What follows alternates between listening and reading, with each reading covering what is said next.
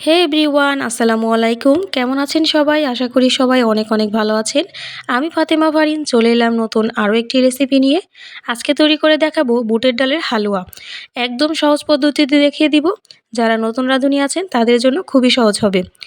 আর যারা পুরাতন রাঁধুনি আছেন তারাও দেখে নতুন কিছু টিপস শিখে নিতে পারেন। চলুন তাহলে শুরু করা যাক। প্রথমেই লাগবে বুটের ডাল। আমি এখানে 1 কেজি পরিমাণ বুটের ডাল নিয়েছি। আস্ত ছোলা যেগুলো হয় এগুলো দিয়ে কিন্তু হালুয়াটা সবথেকে বেশি ভালো হয়। আপনারাও চেষ্টা করবেন এই ডালটাই নেওয়ার জন্য। এবার এই ডালটাকে নর্মাল পানি দিয়ে ভিজিয়ে রাখতে হবে 6 থেকে 7 ঘন্টা। হাতে একদমই সময় না থাকলেও কুসুম গরম পানিতে 3 থেকে 4 ঘন্টা ভিজিয়ে রাখতে হবে। ভালোভাবে ধুয়ে সেদ্ধ হতে বসিয়ে দিয়েছি। চাইলে আপনারা প্রেসার কুকারেও সেদ্ধ করে নিতে পারেন, তবে অবশ্যই 100% সেদ্ধ করতে হবে। ওপর দিয়ে যে ফেনাটা তৈরি হয়েছে সেটাকেই ফেলে দিচ্ছি। এবার এটাকে সেদ্ধ হওয়ার জন্য ঢাকনা দিয়ে ঢেকে মিডিয়াম হিটে বসিয়ে রাখব। তবে অনেক সময় ডাল সেদ্ধ হতে কম বা বেশি সময় লেগে থাকে। তাহলে ফিরে আসছি 1 ঘন্টা পর।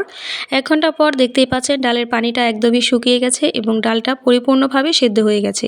আমি হাত দিয়ে তুলে একটা দেখিয়ে দিচ্ছি কী পরিমাণ সেদ্ধ হওয়ার প্রয়োজন। দেখতেই পাচ্ছেন হাত দিয়ে চাপ দিলে একদমই ম্যাশ হয়ে যাচ্ছে। এবার এই ডালগুলোকে আমি শিলপাটায় বেটে নিব। আপনারা চাইলে ব্লেন্ডারেও দিতে পারেন, তবে এই ডাল ব্লেন্ডার করতে একটু কষ্ট হয়, যেহেতু আঠালো ব্লেন্ডারে গিয়ে লেগে পড়ে। তাই আমি ব্লেন্ডারে দিচ্ছি না, আমি শিলপাটায় বেটে নিচ্ছি। তবে অবশ্যই কোনো প্রকার পানি ব্যবহার করা যাবে না। পানি ছাড়াই আপনাকে ব্লেন্ডার কিংবা শিলপাটায় বেটে নিতে হবে। এদিকে বাড়তে থাকি, অন্যদিকে আমাদের লাগবে গুঁড়ো দুধের পরিবর্তে বুটের হালুয়ায় যে গুঁড়ো দুধ আছে সেটাকে খুব ভালোভাবে জাল দিয়ে ঘন করে তারপরও ব্যবহার করতে পারেন।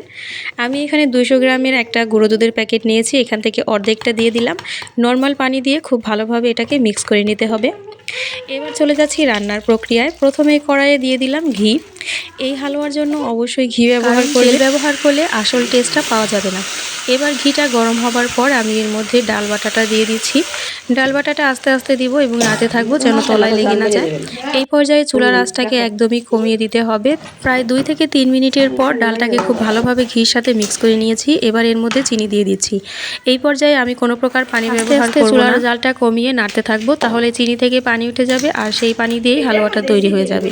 বুটের ডালটা যেহেতু কোনো প্রকার মিষ্টি বা লবণ নয়, তাই এর মধ্যে বেশি পরিমাণে চিনি এবং লবণ লাগবে। চিনির পরিমাণটা অবশ্যই আপনারা আপনাদের স্বাদ অনুযায়ী দিবেন। দেখতেই পাচ্ছেন আস্তে আস্তে চিনি থেকে পানি বের হয়েছে এবং অনেকটাই পানি বের হয়েছে, তাই এক্সট্রা আর কোনো পানি ব্যবহারের প্রয়োজন নেই। এখন চুলার আঁচটাকে হালকা একটু বাড়িয়ে দিব এবং 4-5টা এলাচি মুখটা ফেটে দিয়ে দিচ্ছি। চাইলে এলাচির গুঁড়াটাও ব্যবহার করতে পারেন, তবে আমার কাছে মনে হয় এভাবে স্মেলটা বেশ ভালো আসে। পরবর্তীতে আমরা এলাচটা ফেলে দিব। অনবরত নেড়েচেড়ে দিতে হবে, না হলে কড়াইয়ের তলায় লেগে যাবে। এই হালুয়াটা তৈরির জন্য অবশ্যই আপনারা চেষ্টা করবেন একটু মোটা তলাযুক্ত হাঁড়ি বা কড়াই ব্যবহার করার জন্য, এতে লেগে যাওয়ার সম্ভাবনা কম থাকবে। তবে ফ্রাই প্যানে রান্না করলে সব থেকে বেশি ভালো হয়। তবে আমার কাছে এত বড় ফ্রাই প্যান ছিল না, যার কারণে আমি কড়াইয়ের মধ্যে বসিয়েছি। এখন দিয়ে দিচ্ছি সেই মিল্ক পাউডারটা আগে থেকে যেটা মিক্স করে রেখেছিলাম। আবারও খুব ভালোভাবে নেড়েচেড়ে মিশিয়ে নিচ্ছি এবং এভাবেই চুলার আঁচটাকে কমিয়ে জাল দিয়ে নিচ্ছি। এভাবেই চুলার জালটাকে কমিয়ে অনবরত নেড়েচেড়ে রান্না করতে হবে 40 থেকে 45 মিনিটের মতো। এক পর্যায়ে দেখবেন কড়াই থেকে এভাবে ছেড়ে দিয়েছে, তখনই বুঝতে হবে যে হালুয়াটা হয়ে গেছে। আর যেহেতু ডাল, এটা কিন্তু ঠান্ডা হওয়ার পর আরও কিছুটা শুকিয়ে যাবে, তাই বেশিক্ষণ নেড়েচেড়ে শুকানোর প্রয়োজন হবে না। এবার আমি হালুয়াটাকে চুলা থেকে নামিয়ে একটা ট্রের মধ্যে ছড়িয়ে দিচ্ছি ঠান্ডা হওয়ার জন্য। ঠান্ডা হওয়ার পর এটাকে আমি বিভিন্ন শেপ আকারে কেটে নিব। আপনারা আপনাদের পছন্দ মতো শেপ দিয়ে কেটে নিতে পারেন। তবে আমি প্রথমে ভেবেছিলাম বরফি আকারে কাটবো, তবে সেটা আমার কাছে বেশি ভালো লাগলো না। আমি তাই একটা ডাইসের মধ্যে দিয়ে এভাবে একটা ফুল আকারে তৈরি হালুয়ার মধ্যে আমি কিন্তু কোনো প্রকার ফুড কালার ব্যবহার করিনি। তবে আপনারা চাইলে সামান্য একটু অরেঞ্জ ফুড কালার দিয়ে দিতে পারেন।